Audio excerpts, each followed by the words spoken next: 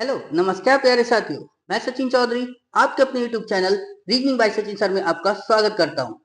जैसा कि हम जानते गाइस, आपका रेलवे का एग्जाम अब बहुत ही जल्द होने वाला है।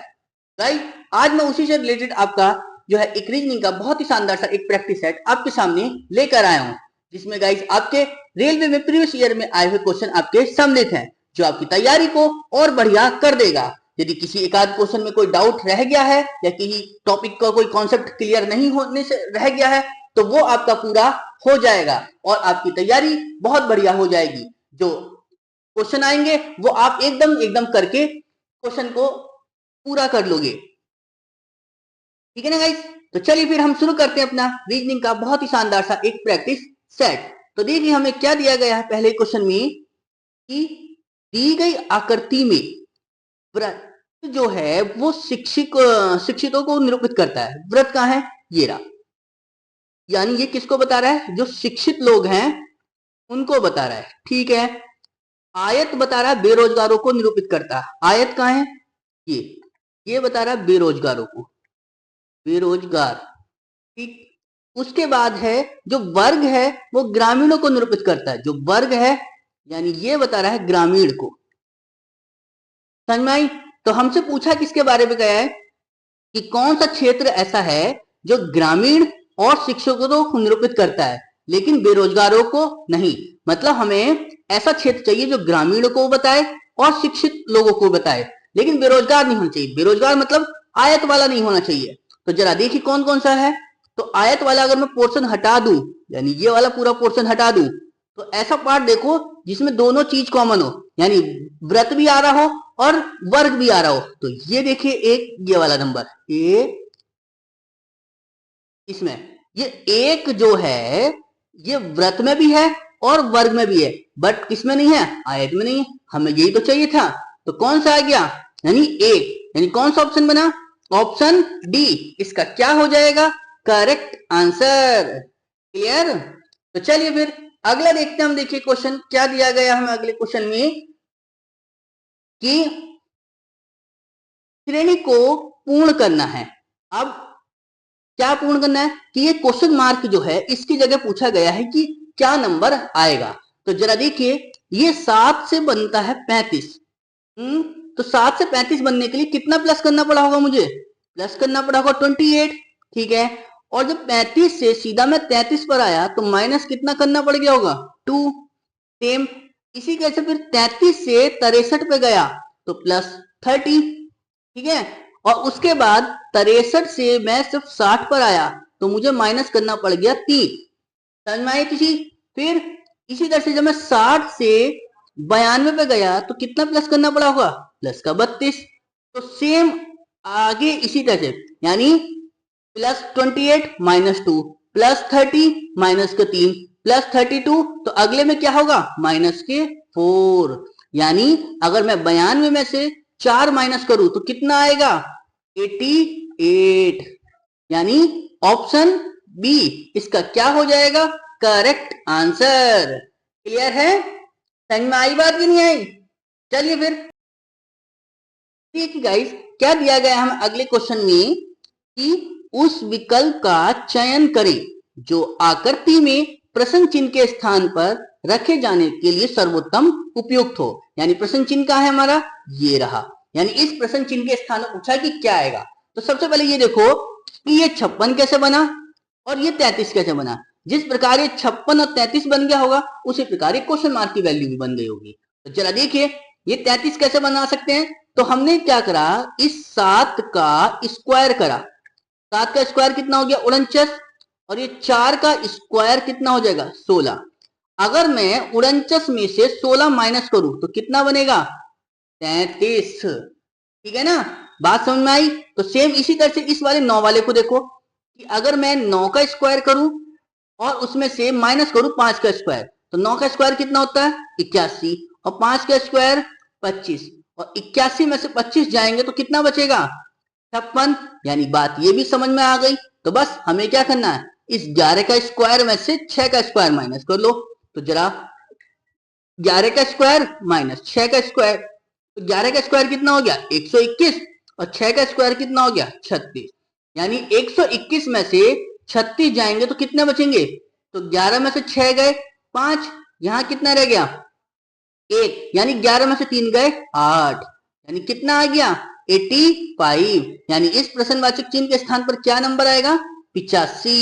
यानी ऑप्शन सी इसका क्या हो जाएगा? Correct answer. क्लियर? समझ में आ रही है बात? तो चलिए फिर अगला देखते हैं हम। देखिए क्या दिया गया हमें अगले क्वेश्चन में कि कौन सी संख्या वो नीचे दिए गए संबंधों को सही तरीके से पूर्ण करेगी, यह हमसे पूछा गया। तो क्या बताया हमसे कि ये 120 है, ये 168 है, ये 288 है। तो ये पूछा कि ये क्वेश्चन मार्क में क्या आएगा। तो सबसे पहले तो ये देखो कि 120 से 168 कैसे बन सकता है। तो यहां हमें एक चीज समझ आई, इसे अगर हम 11 का स्क्वायर करें और उसमें से 1 माइनस करें तो कितना हो जाएगा? 121 120, क्योंकि 11 का स्क्वायर 121 में से 1 जाएगा तो 120 बन जाएगा। यानी बात समझ में आ गई। तो ऐसी 168 कितना बनेगा? 13 का स्क्वायर में से 1 माइनस करेंगे तो 13 का स्क्वायर कितना होगा? 169 में से 1 माइनस करा तो कितना बन गया? 168। ठीक है ना? यानी बात समझ में आ गई। तो बस सेम इसी तरह से हमें क्या करना है, इस 288 को देखो पहले 288, क्यों? क्योंकि यहाँ पर ये पहले 11 का स्क्वायर हुआ था तो ये फिर अगला हो गया 13 के स्क्वायर में से 1, मैंने तो 2 बढ़ा के करा है। तो ये 288 किसके स्क्वायर में आता है? ये 17 का स्क्वायर करोगे उसमें से 1 माइनस करोगे, क्योंकि 17 का स्क्वायर कितना होता है? 289 में से 1 जाएंगे तभी तो 288 बनेंगे।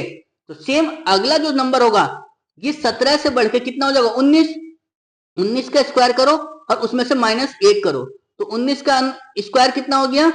361 में से 1 माइनस करा तो कितना बन गया? 360। यानी यहां पर क्या नंबर आएगा? 360 आएगा। यानी ऑप्शन ए इसका क्या हो जाएगा? Correct answer. समझ में आ रहा है ना? तो इसलिए आपको जो है स्क्वायर और क्यूब आपको याद होने बहुत जरूरी है, ताकि आपको क्वेश्चन एकदम से पकड़ में आ जाए कि कहां पर स्क्वायर की बात चल रही है तो कहां पर क्यूब की बात चल रही है। समझ में आ रही है बात?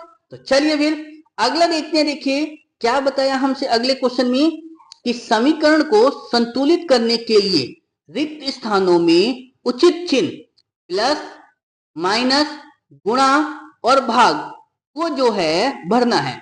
तो क्या बताया है कि 18 3 फिर है 7 फिर 15 फिर 5 बराबर 0 लाना है। अब 0 कैसे आ सकता है ये हमें देखना है। तो सबसे पहले हमें देखो क्या करना होगा कि हमें इन चिन्हों को भरना। अब ये चिन्ह हमारे पास ये है 4। तो सबसे पहले देखो एक काम करते हैं क्या कि भाग का निशान देखते हैं और भाग का निशान ऐसी जगह रखेंगे जहां पर संख्या पूरी पूरी भाग हो सकती है। यानी भाग यहां हो सकती है या फिर यहां हो सकती है भाग, बट यहां तो है नहीं तो यहीं रखेंगे भाग। चलो पहला तो ऑप्शन मिल गया मुझे भाग का, यहां मिल रख देंगे भाग।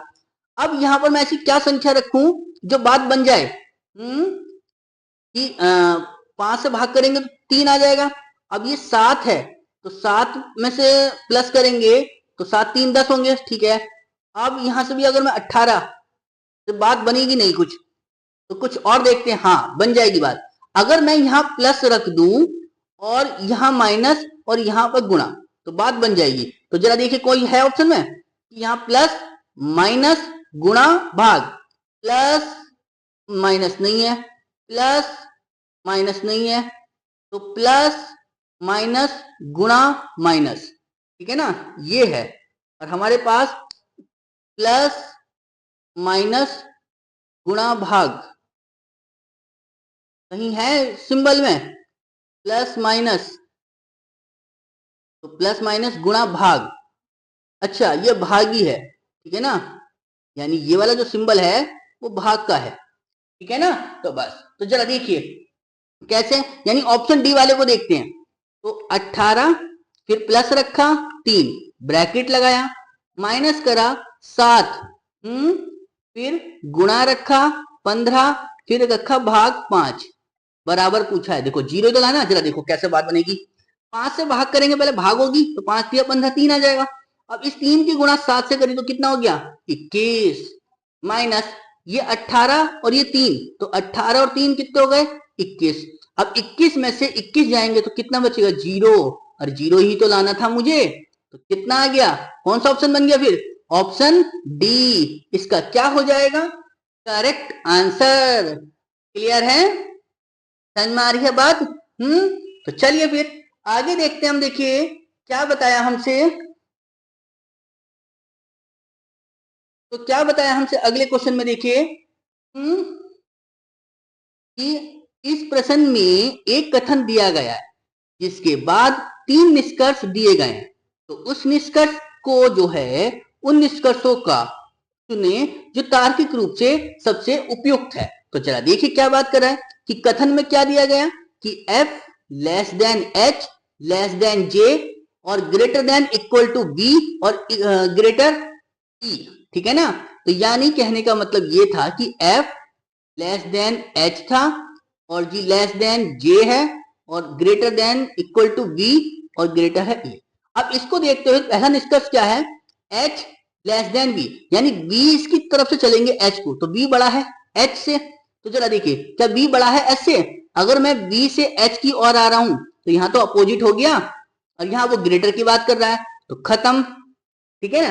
दूसरा आओ, j ग्रेटर e, j कहां है? ये रहा। e कहां है? ये रहा। j की तरफ से e की तरफ चलेंगे तो क्या ग्रेटर मिलेगा? ग्रेटर इक्वल और ग्रेटर, तो बात बन जाएगी ग्रेटर की, ठीक है ना, क्योंकि ग्रेटर इक्वल और ग्रेटर बड़ा वाला सिंबल आ गया और हमें बड़ा ही तो चाहिए था, तो बात बन गई, यानी दूसरा वाला सही हो गया। तीसरा देखो, f लेस देन e, यानी e को बड़ा बताओ f से। e कहां है? ये रहा। और f कहां है? ये रहा। तो e को इससे बड़ा दिखाना है f से, तो e की तो तरफ से हम b पे ही नहीं जा सकते क्योंकि अपोजिट निशान है, और जब अपोजिट निशान है तो क्या हो जाएगा? हम पीछे जा ही नहीं सकते, तो यानी गलत हो जाएगा। तो कौन सा ऑप्शन बना? यानी ऑप्शन सेकंड वाला, ठीक है ना, मतलब जो सेकंड निष्कर्ष है वो सही है। और सेकंड निष्कर्ष किसमें है हमारे पास? ऑप्शन सी में, यानी केवल निष्कर्ष सेकंड सही है। समझ में आ रही है बात?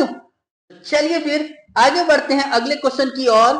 क्या बताया हमसे कि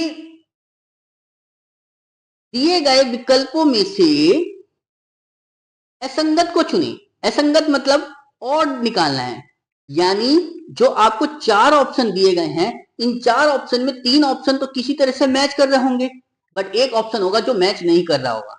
तो चला देखते हैं कैसे। L से Q जाना है, तो L से Q गए तो L 12 पर, Q 17 पर और O 15 पर, ठीक है ना, यही तो होता है।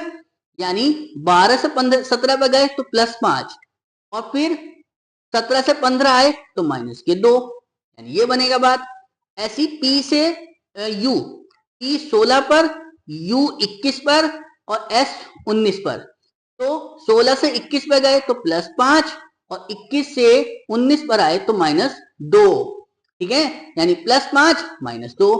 सेम ऐसी T बाई W, T 20 पर, Y 25 पर और W 23 पर, ठीक है ना, तो 20 से 5 करा प्लस 25 और 25 से -2 करा तो W मतलब 23, W आ जाएगा।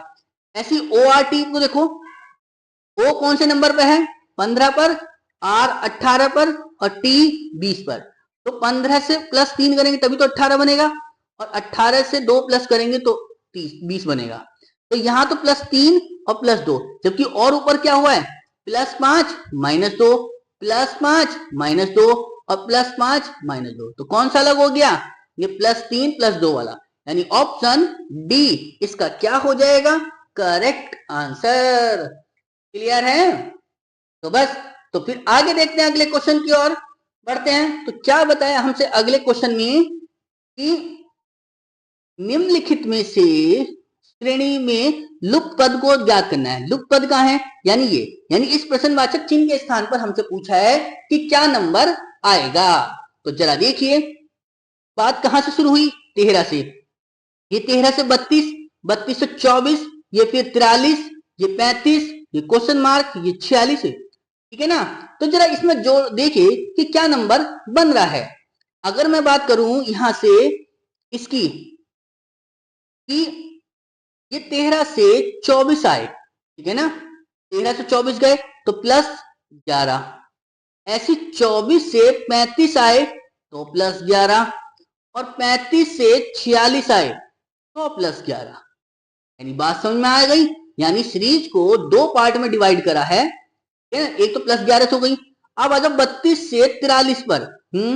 32 से 43 पर गए तो कितना प्लस हुआ? प्लस 11। सेम 43 से प्लस करेंगे, 43 में 11 प्लस करेंगे तो कितना हो जाएगा? तो हमारा हो जाएगा 54, और 54 में 11 प्लस करेंगे तो 65। बात समझ में आ गई। तो यानी इस प्रश्नवाचक चिन्ह के स्थान पर क्या नंबर मिला? 54, यानी 54। यानी ऑप्शन ए इसका क्या हो जाएगा? Correct answer. क्लियर है? समझ में आ रही है बात? समझ में आ रही है? तो चलिए फिर आगे देखते हैं अगले क्वेश्चन की ओर पढ़ते हैं अपना। क्या दिया गया है अगले क्वेश्चन में कि दी गई आकृति में कितने वर्ग हैं। अब ये आकृति दी गई, अब इसमें वर्ग गिनने। अब वर्ग देखो ये कैसा है, एकदम बिल्कुल अजीबोगरीब फिगर लग रही। तो इसमें देखिए हम थोड़ा सा क्या हमने देखा, अगर मैं एक छोटी सी फिगर की बात करूं तो ये वाली फिगर आ रही है ना, ये समझ में आई? तो ये नॉर्मल सी फिगर है, यानी ये इस वाली शेप में तो बन गई है। इसको हम ऐसी तो देखते हैं, ये ऐसा बन गया। तो इसमें स्क्वायर शेप में कितने वर्ग होते हैं? 1, 2 और 2, ठीक है ना। तो कितने बन जाते हैं इसमें? 5। कैसे? कि चूंकि रो और कॉलम क्या है? बराबर है। और जब रो और कॉलम बराबर है तो क्या करते हैं? स्क्वायर कर लेते हैं। तो 1 का स्क्वायर प्लस 2 का स्क्वायर, तो 1 का स्क्वायर 1, 2 का स्क्वायर 4, तो टोटल कितना हो गया? 5। यानी इस वाले में 5 हैं। तो सेम ऐसी जो है नीचे वाले में भी तो कितने होंगे फिर? 5। लेकिन क्या बनी बात? ये वाला तो काउंट हो चुका। ये वाला तो काउंट हो चुका, तो क्या कर देंगे? माइनस। यानी पहले वाले में तो 5 बने, लेकिन दूसरे वाले में 4 बनेंगे। ठीक है? सेम ऐसी नीचे वाले में आए, इसमें भी यही बात बनी कि इसमें भी 5 बनने चाहिए थे, लेकिन इसका 1 बन चुका, तो यानी कितने बच गए? 4। सेम अगले वाले में ऐसी आए, नीचे वाले में तो यहां भी 5 बनने चाहिए थे, बट बने कितने? 4। सेम अगले वाले में ऐसी आए, नीचे वाले में, तो यहां भी कितने बनने थे? 5 बनने थे, बट यहां भी कितने बने? 4। तो बस अब इन सबको जोड़ लो, कितना बनेगा? 4 और 4 8, 12, 16, और 16 5 21। यानी टोटल कितने स्क्वायर बने? तो 21। यानी ऑप्शन ए इसका क्या हो जाएगा? Correct answer. क्लियर है? समझ में आ रहा है ना? अच्छे से आ रहा है तो प्लीज एक बार थम्स अप करके जो है आप हमारे को जो है थोड़ा सा मोटिवेट कर दें, और वीडियो को ज्यादा से ज्यादा दोस्तों को शेयर कर दें, और दोबारा से क्वेश्चनों को फिर देखें आगे। तो बढ़ते हैं अगले क्वेश्चन की ओर। क्या दिया गया हमें देखिए कि इस प्रश्न में एक कथन के बाद 2 निष्कर्ष दिए गए, उन निष्कर्षों को चुने, ठीक है ना, जो चुने हुए तार्किक रूप से सबसे उपयुक्त है। तो कथन क्या बताया है कि धन जो है वो हमारे जीवन में महत्वपूर्ण भूमिका निभाता है, ठीक है ना। यानी जो धन है, यानी पैसा जो है हमारे जीवन में महत्वपूर्ण भूमिका निभाता है। तो निष्कर्ष क्या निकाला है देखो, कि गरीब जो है वो कभी अमीर नहीं बन सकता, ऐसा तो कहीं बात हुई नहीं। उसने तो सिर्फ ये बोला कि अगर पैसा होगा तो वो महत्वपूर्ण भूमिका निभाएगा आपके जीवन में। बट ये कह रहा है कि गरीब जो है कभी अमीर नहीं बन सकता, तो इसके बारे में तो बात ही नहीं हुई। तो यानी पहला निष्कर्ष तो गलत हो गया। दूसरा क्या है कि सभी अमीर लोग राजनीति में हिस्सा लेते हैं, ऐसा भी नहीं है कि जो सारे अमीर होंगे वो सारे राजनीति में जाएंगे। तो यानी दूसरा निष्कर्ष भी गलत। तो कौन सा ऑप्शन बन गया? न तो निष्कर्ष 1 न निष्कर्ष 2 पालन करता है, ठीक है ना। यानी ऑप्शन बी इसका क्या हो जाएगा? Correct answer. क्लियर है? तो चलिए फिर आगे की ओर बढ़ते हैं। अगले क्वेश्चन में क्या दिया गया हम अगले क्वेश्चन में कि क्या बताया है कि P और Q, ठीक है ना, P जो है वो Q की ओर मुंह किए हुए है, ठीक है ना। चलिए जी, और उसके बाद बोला है कि Q जो है वो P से उत्तर की ओर है, ठीक है।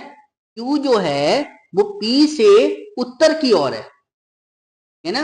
तो क्यू जो है पी से उत्तर की ओर है। लो जी, तो पी मैंने बना दिया यहां पर, तो क्यू बना दिया इधर। लो जी, समझ में आ गए। अब क्योंकि पी जो है वो क्यू की ओर मुंह किए हुए है, लो जी, और क्यू के बारे में बताया है कि वो क्यू जो है वो पी से उत्तर की ओर है, तो उत्तर ऊपर की ओर होता है, क्योंकि जनरल डायरेक्शन में हम क्या पढ़ते हैं, ये ईस्ट होता है, ये वेस्ट, ये नॉर्थ, ये साउथ। समझ में आई बात। बस उसने बोला था कि पी जो है वो क्यू की ओर मुंह किए हुए है, पी जो है वो क्यू की ओर मुंह कर रखा है इसने, क्योंकि ऊपर की ओर देख रहा है। और क्यू को बताया है कि वो पी से उत्तर में है, पी से उत्तर तो ऊपर की ओर गया, ठीक है। आर जो है वो क्यू के दाईं ओर है, ठीक है, आर जो है वो क्यू के दाईं ओर, तो लो जी, क्यू के दाईं ओर तो इधर आ गया आर। चलो जी, उसके बाद वो कह रहा है और पी जो है पी जो है आर के सापेक्ष, पी के सापेक्ष आर किस दिशा में है, तो पी के सापेक्ष आर की दिशा, तो आर कहां है, यही तो है। तो पी के सापेक्ष पूछी कि आर जो है पी के सापेक्ष आर की जो स्थिति है वो क्या है, तो आर कौन सी स्थिति में है। अगर मैं जनरल डायरेक्शन यहां से बनाऊं तो ये ईस्ट, ये वेस्ट, ये नॉर्थ ऊपर को, ये साउथ, तो ये कौन सी बीच में से निकल रहा है, नॉर्थ और ईस्ट में से। नॉर्थ और ईस्ट का मतलब क्या होता है, उत्तर पूर्व दिशा।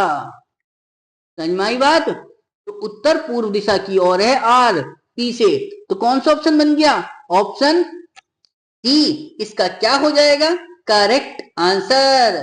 बस थोड़ा सा लॉजिक लगाना था और क्वेश्चन सॉल्व हो गया था। क्वेश्चन में कुछ नहीं था, सिर्फ और सिर्फ लॉजिक था आपको, जो आपको ध्यान में रखना था। समझ में आ रही है बात। तो चलिए फिर आगे बढ़ते हैं अगले क्वेश्चन की ओर। क्या दिया गया हमें अगले क्वेश्चन में कि दिए गए विकल्पों में से असंगत को चुने। असंगत मतलब वही कि इसमें से अलग चुनना है, यानी ऑड चुनना है। तो ऑड क्या है, देखिए हमें दिया गया है पहला घर, तो दूसरा कमरा। तो कमरा काय में होता है, घर में होता है, ठीक है। कार और इंजन, इंजन कहाँ मिलेगा, कार में मिलेगा, ठीक है। ऐसी पेड़ टहनी, टहनी काय पर मिलेगी, पेड़ पर मिलेगी, बात सही आ रही है बात। तो मेज और कुर्सी, कुर्सी मेज में मिलेगी ना, कुर्सी और मेज तो दोनों अलग अलग हैं, जबकि ये दो तीनों जो हैं एक दूसरे से संबंध रखते हैं, बट मेज और कुर्सी तो दोनों अलग अलग हैं। तो यही आपका क्या हो गया, अलग हो गया, यानी ऑप्शन डी इसका क्या हो जाएगा, करेक्ट आंसर। क्लियर है, समझ में आ रही है ना। कैसे क्वेश्चन हो रहे हैं, बस इसी स्पीड के साथ आपको एग्जाम में भी सॉल्व करना है, और आपको जो है हर क्वेश्चन को बहुत ही क्लियर से और अच्छे से सॉल्व करना है, ताकि आपका कोई भी एग्जाम में क्वेश्चन ना तो स्किप हो ना ही रॉन्ग हो, समझे। चलिए फिर आगे बढ़ते हैं अगले क्वेश्चन की ओर। क्या दिया गया है अगले क्वेश्चन में कि श्रेणी को पूर्ण करें, ठीक है ना। तो क्या दिया है, ये दिया है C X W P U J S F question mark. तो जरा बात करें कैसे दी है गई हमें अगले उसमें कि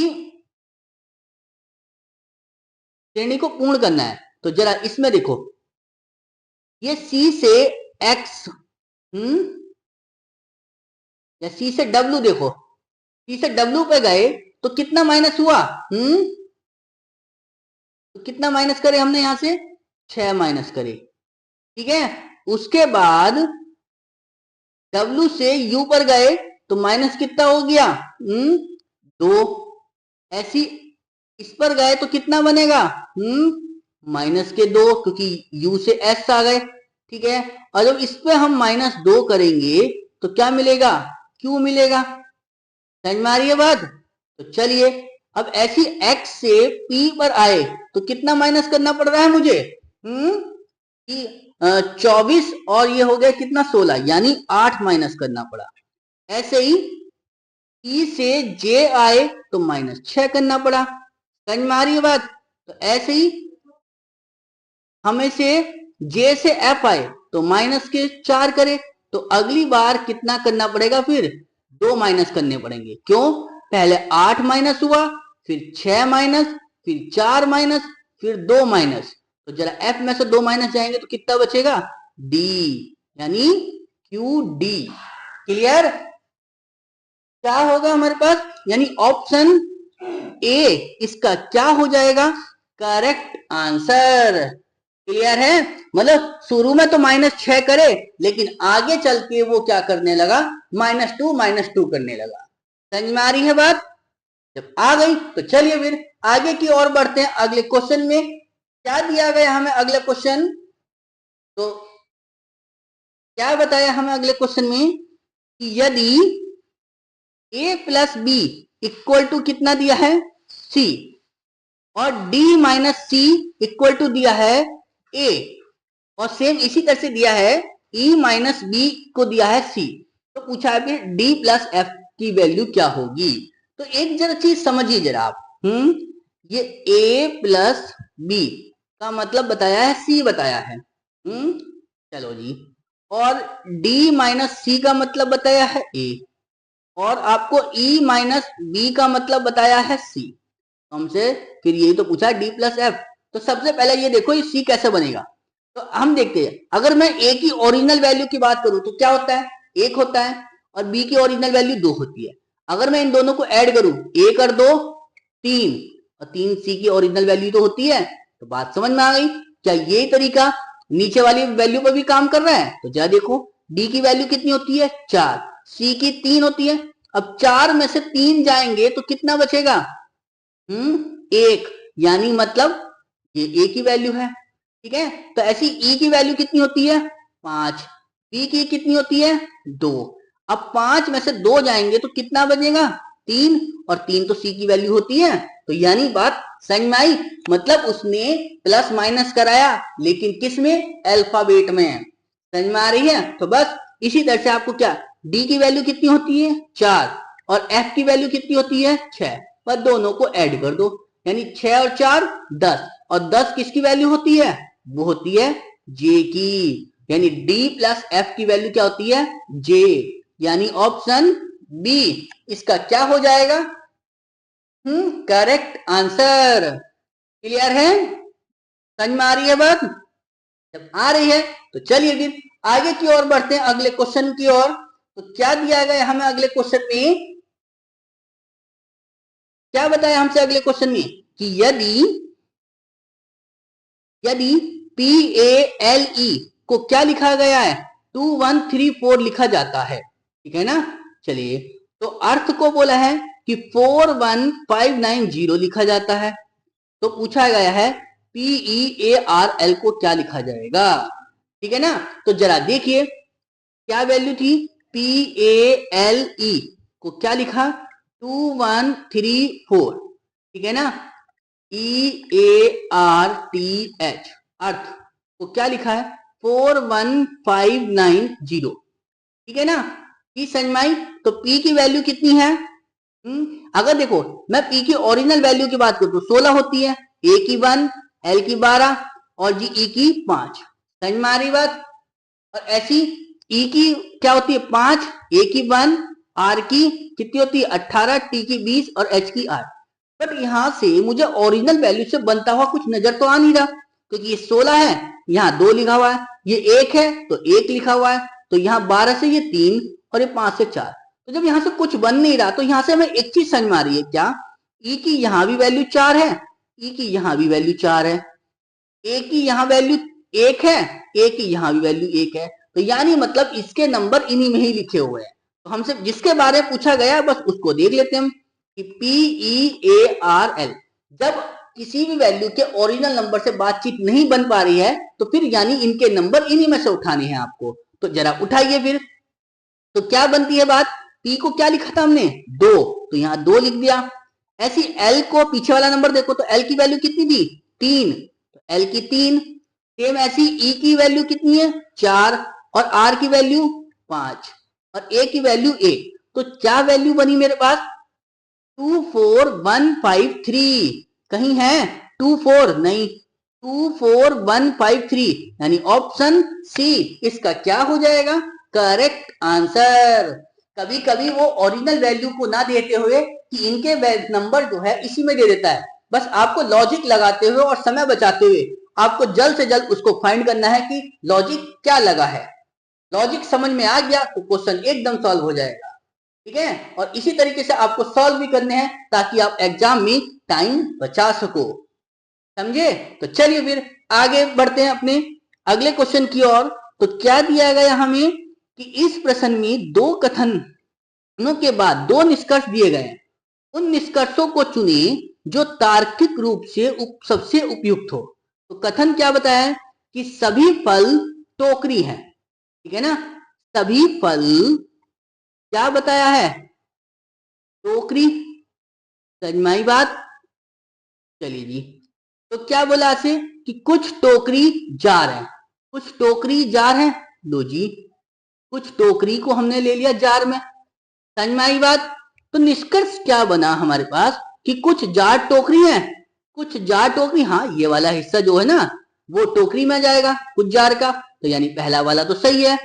वो कह रहा है कि कुछ टोकरी फल नहीं है, इसके बारे में नहीं कह सकती कि कुछ टोकरी फल है या नहीं, मतलब फल नहीं के बारे में तो नहीं कहते, इतना पता है कि कुछ टोकरी फल है, नहीं है ये नहीं कह सकते हम। ठीक है ना, तो इतना तो पता है कि कुछ टोकरी फल होंगी, तो यानी दूसरा गलत हो गया, पहला सही हो गया। तो कौन सा ऑप्शन बना मेरे पास? ऑप्शन सी इसका क्या हो जाएगा, करेक्ट आंसर। क्लियर? तो अगले क्वेश्चन की ओर बढ़ते हैं फिर।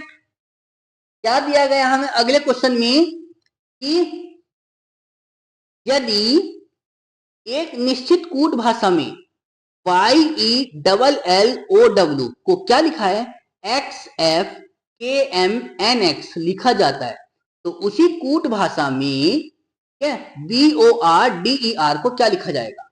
तो क्या बनेगा, YELLOW को क्या लिखा है, XFKMNX।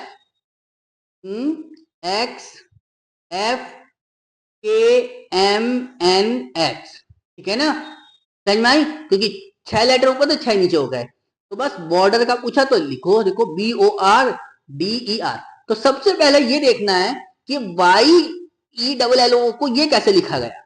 तो हमने यहां देखा ये Y से X आए तो -1 करा, ठीक है ना, और ये E से F आए तो +1 हुआ, L से K आए तो क्या हो गया, -1, और L से M आए तो +1, O से N आए तो -1, और W से X आए तो +1।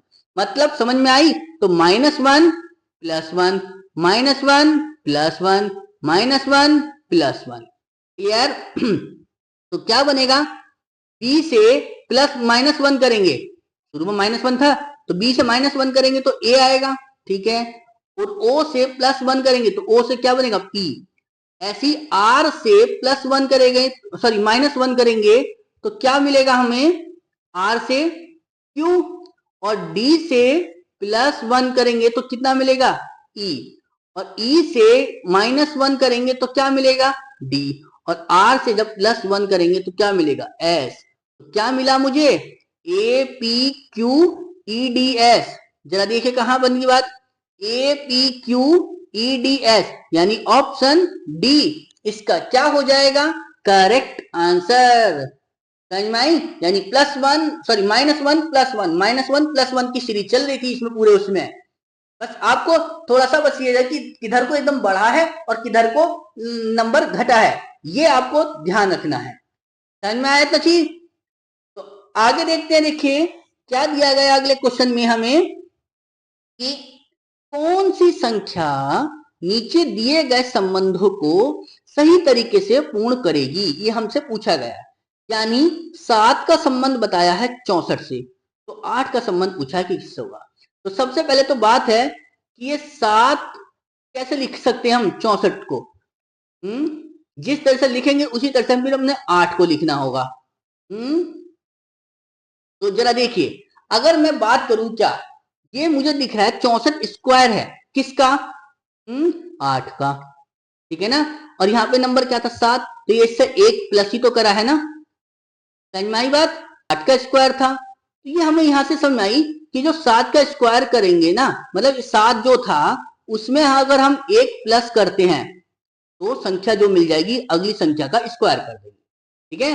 तो सेम ऐसी यहाँ 8 है, तो इस 8 में +1 करो, कितना बनेगा, 9, जो संख्या मिली 9 उसका स्क्वायर करना होगा आपको, यानी इसका 9 का स्क्वायर करोगे तो कितना बन जाएगा 81, यानी ऑप्शन ए इसका क्या हो जाएगा करेक्ट आंसर। क्लियर है, समझ में आ रही है बात। चलिए फिर आगे की ओर बढ़ते हैं अपने क्वेश्चन में। क्या बताया हमसे अगले क्वेश्चन में,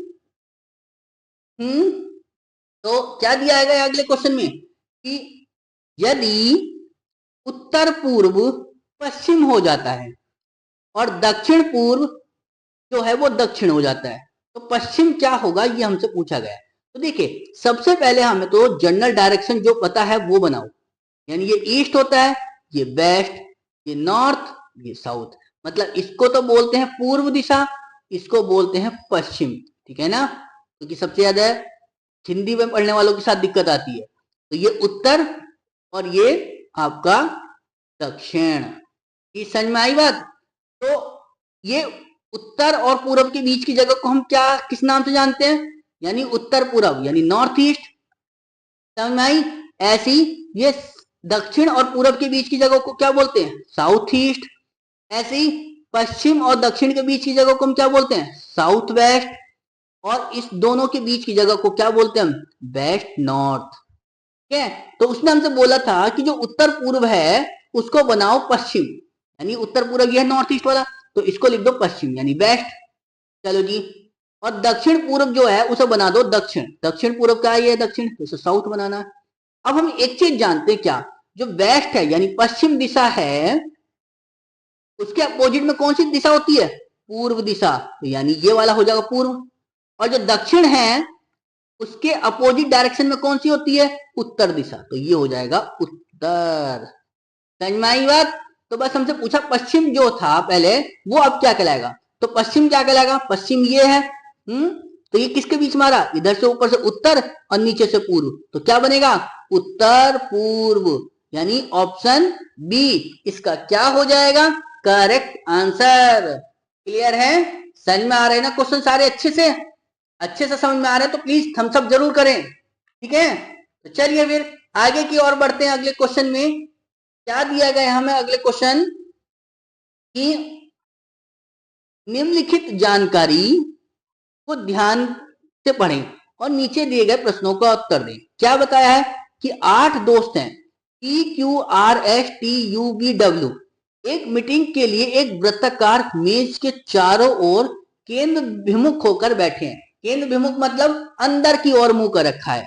लो जी हमने बनाया इधर, ये बना दिया 4, क्योंकि 8 दोस्त हैं तो ये ठीक है। एक और बना लेते ताकि बीच में जरूरत मतलब हमें अलग से ना बनाना पड़े, या अगर बीच में कटी तो हम उसे देख लेंगे। अब चूंकि सबका फेस कैसा बताया है इन सेंटर, तो अंदर की ओर है, लो सबका हमने अंदर की ओर मुंह कर दिया, इसमें भी अंदर की ओर बनाया, ठीक है ना। तो बस तो क्या बताया आगे, जो P है वो V के दाईं ओर दूसरे स्थान पर बैठा है। P जो है V के दाईं ओर, तो B यहां बैठाया, तो V के दाईं ओर पहला दूसरा, तो ये P हो गया। V के दाईं ओर दूसरा, पहला दूसरा, ये हो गया P। चलिए जो Q के दाईं ओर तीसरे स्थान पर, जो किसके लिए यूज हुआ है बाद वाले के लिए, यानी V जो है वो Q के दाईं ओर तीसरे स्थान पर है। Q के दाईं ओर, लो जी Q यहां रखेंगे तो पहला दूसरा तीसरा दाएं ओर आ गया, तो यानी Q यहां रख दिया। अभी तक दोनों फिगर सही चल रही है। चलिए आगे क्या कहा है कि S जो है वो U के बाईं ओर दूसरे स्थान पर बैठा है, जो V और P के बीच में बैठा है। जो किसके लिए यूज हुआ, U के लिए यूज हुआ है, ठीक है ना। तो B और P के बीच में बैठा दो किसे, U को, लो जी B और P के बीच में बैठा दिया U को, और U था कहाँ, S जो था वो U के बाईं ओर दूसरे स्थान पर है, तो U के बाईं ओर, तो U का बाईं ओर तो इधर को जाएगा ना, तो पहला दूसरा, तो S यहाँ, पहला दूसरा S यहाँ। अभी तक दोनों फिगर सही चल रही हैं। R को बोला है, R जो है वो Q या T के बगल में नहीं बैठा, R जो है ना तो Q के बगल में ना T के बगल में, तो देखो Q के बगल में यहां नहीं आना, तो R के लिए जगह यही बच रही, Q के बगल में नहीं आना तो R यही बचा, ठीक है ना। चलिए जी अब हमसे पूछा है बचा कौन, तो बचा हमारे पास कौन है PQRST, तो PQRS, एक तो T बचा और एक हमारे पास क्या बचा W, तो टी या डब्लू और टी या डब्लू, सेम ऐसी टी या डब्लू और ये टी या डब्लू। लेकिन उसने बोला था कि जो आर है ना तो वो क्यू के ना ही वो टी के बगल में है, तो यहाँ तो टी के बगल में है, तो एक काम करो यहाँ से टी को हटा ही दो तो डब्लू आएगा, और जब डब्लू इधर आएगा तो फिर टी को यहाँ रखना पड़ेगा। सेम यही कंडीशन यहाँ है कि यहाँ से डब्लू को हटा दो और टी, समझ में आई बात? यहाँ पर डब्लू को रख दो, बन गई दोनों फिगर सही, मतलब ये दोनों फिगर सही चली एंड तक। तो बस हमसे पूछा क्या था ये देख लो हमसे कि v के दाईं और तीसरे स्थान पर कौन है। तो v के दाईं और तो हम जो किधर को जाएंगे, इधर को जाएंगे, कोई सी फिगर ले लो, ठीक है ना। तो पहला, दूसरा और तीसरा, तो v के दाईं और तीसरा कौन है, r, यानी ऑप्शन बी इसका क्या हो जाएगा, करेक्ट आंसर। समझ में आई बात? तो चलिए फिर आगे की ओर बढ़ते हैं। अगले क्वेश्चन में क्या बताया हमसे, तो देखिए क्या दिया हमें अगले क्वेश्चन में कि निम्नलिखित श्रेणी में अक्षर के अनुपस्थित समूह को ज्ञात करें। अनुपस्थित मतलब इस क्वेश्चन मार्क की जगह आपको बताना है कि क्या नंबर आएगा। जैसे ये W है, ये O, ये CJ, ये HF, फिर क्वेश्चन मार्क, फिर RA, यानी यहां निकालना। अगर मैं W से C की बात करूं तो कितना प्लस करना पड़ रहा है, प्लस का 6, ठीक है ना। और C से H की बात करूं तो कितना प्लस करना पड़ रहा है, 5। आगे कुछ और हुआ होगा, उसके बाद कुछ और, यानी यहां 6 प्लस, यहां 5 प्लस, तो अगले में 4 प्लस और फिर 3 प्लस, यही बात बनी। तो कुछ समझ में आ रही है बात या नहीं आ रही, ये देखो बस आप। अनुपस्थित में कुछ नंबर बनते आ रहा है या नहीं आ रहा है, ये देखो आप। ये 6, ये 5, ये 6 फिर 5, तो अगर मैं H में 4 प्लस करता हूं तो क्या मिलेगा, बात बनी नहीं कुछ है। अगर मैं यहां पर 8 में अगर 6 भी प्लस करता हूं तो 14, यानी N बनेगा, नहीं बात बनी नहीं कुछ। चलिए जरा O से देखो, जरा O से J की ओर, O से J की ओर आए तो माइनस के 5, और जी J से फिर F की ओर आए माइनस के 4, तो सेम आगे की ओर बढ़ेंगे तो क्या मिलेगा मुझे, -4, -5 -4, तो माइनस के 3, और F से -3 करोगे तो कितना आएगा, C आएगा, ठीक है ना। और फिर उसमें -2 करेंगे तो A बन जाएगा, यानी पहला ये जो दूसरा नंबर था ये तो मिल गया। अब चूंकि ये बात कर रहा है किसमें, W से C प्लस करेंगे तो प्लस का 6 ही तो प्लस होगा, क्योंकि X Y Z, हाँ प्लस, और यहाँ +5, लेकिन यहां से ये H से, अब अगर मैं बात करता हूं यहां पर, तो ये MC दे रखा है ना, तो यहां पर ये +5 करना चाह रहा है, +5 करेंगे, 8 5 13, और 13 5 18, यानी 5 5 हो रहा है, लेकिन शुरू में 5। चलो जी समझ में आई बात। यानी यहां भी +5 और यहां भी +5, लॉजिक ज्यादा अच्छा लगवा दिया आपसे। तो ये हो गया M, मतलब शुरू में तो 6 प्लस कराए हैं, बाद में 5 5 5, जबकि जो दूसरा नंबर था उसमें कंटिन्यूसली घटे हैं, यानी पहले 5 घटे, फिर 4, फिर 3, फिर 2। समझ में आ रही है बात? तो यानी कौन सा ऑप्शन बन गया, ऑप्शन बी इसका क्या हो जाएगा, करेक्ट आंसर। क्लियर है, समझ में आ रही है बात? समझ में आ रही है तो प्लीज थोड़ा सा सपोर्ट हमें भी कर दीजिए, और कोई क्वेश्चन समझ में नहीं आ रहा है तो आप उसको बेहिचक पूछिए, क्योंकि आपका बड़ा भाई आपके सामने इसीलिए खड़ा है कि आपको क्वेश्चन आपको अच्छे से समझा सके, ठीक है ना, और आपको हर तरह से सपोर्ट किया जा सके। तो चलिए फिर आगे बढ़ते हैं। क्या दिया गया हमें अगले क्वेश्चन में, कि श्रेणी को पूर्ण करना है। श्रेणी कौन सी है, ये 11 77 38.5 231, फिर ये पूछा क्वेश्चन मार्क। तो जरा देखिए ये 11 से 77 कैसे बन सकता है, क्योंकि बहुत ज्यादा दूर का नंबर है तो मल्टीप्लाई ही होगा, तो मल्टीप्लाई 7 करा, ठीक है। उसके बाद ये 77 से 38.5, यानी इसको भाग कर दिया 2 से, क्योंकि 77 का आधा 38.5 होता है, ठीक है। उसके बाद इस 38.5 की गुणा कर दी किससे? 6 से, क्योंकि 38.5 की गुणा जब 6 से करेंगे तो कितना होगा? 231। तो सेम हमें समझ में आया यहाँ से, गुणा 7 भाग 2, फिर गुणा 6, तो अब क्या करोगे? भाग 2 ही कर दो बस। तो 2 से 31 का आधा कितना होता है? 115.5। यानी कौन सा ऑप्शन बन गया? ऑप्शन बी इसका क्या हो जाएगा? Correct answer. क्लियर है? समझ में आ रही है बात? चलिए फिर आगे बढ़ते हैं अपने क्वेश्चन की ओर। तो थैंक यू गाइस, आपको हमारी वीडियो अच्छी लगी है तो प्लीज लाइक करें, शेयर करें, और चैनल पे नए हैं तो प्लीज चैनल को सब्सक्राइब करके बेल आइकन को प्रेस जरूर करें, ताकि आपको हमारी वीडियो का नोटिफिकेशन आपको सबसे पहले मिले और आप अपनी तैयारी को अच्छा करें। तो अगर गाइस आपको कोई क्वेश्चन समझ में ना आया हो तो प्लीज आप उसको हमारे YouTube के कमेंट पे लिख दें, या हमारे YouTube पर ही WhatsApp का नंबर है, आप हमें उस पर भी क्वेश्चन अपना शेयर कर सकते हैं। मैं जैसे उस क्वेश्चन को देखूंगा तुरंत उस क्वेश्चन का रिप्लाई आपको कर दूंगा। बस आपका कोई भी क्वेश्चन छूटना नहीं चाहिए। समझ में आई? तो चलिए फिर गाइस, कल मिलते हैं अपनी नई क्लास में। तब तक के लिए धन्यवाद। जय हिंद, जय भारत। Thank you.